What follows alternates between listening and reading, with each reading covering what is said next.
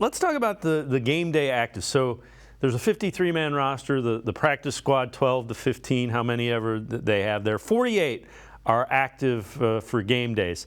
Who do you think could be some of the guys that are the inactives that they're kind of keeping around to try to? Those are guys you try to develop. Yeah, so I've sort of cut it down to 6 spots where people aren't going to be playing, and that's based on everyone being healthy, not calling up any guys to the practice squad because, hey, if someone's injured, they're obviously going to be the inactive. So start off with wide receiver. I can see Bell or Tillman being inactive.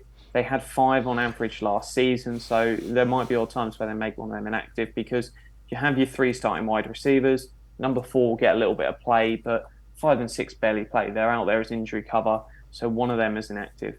It's just realistic. I think you're probably going to see Hudson or Jones potentially as someone that is going to be a game day inactive. They could just look at that and go, hey, we don't need James Hudson. Jones is going to play if someone goes down.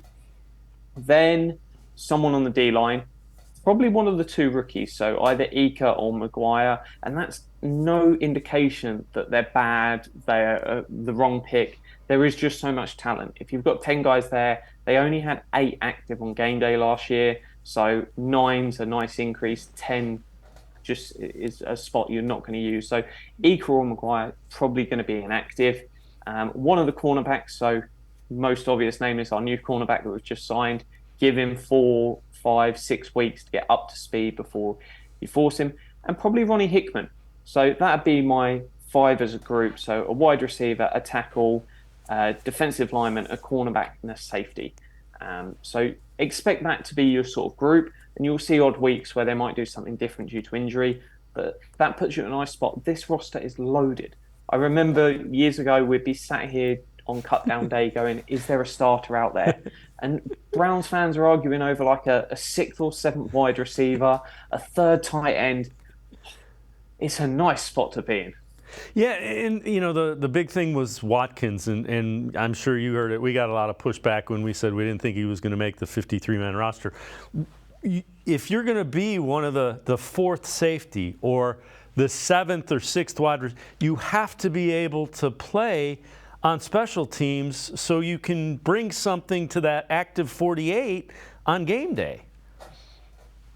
Yeah, it's exactly about that. And the same with the entire practice squad. Anyone that is sat there on the fringes of the 53 or on the practice squad, the only realistic game time they're going to have is on special teams.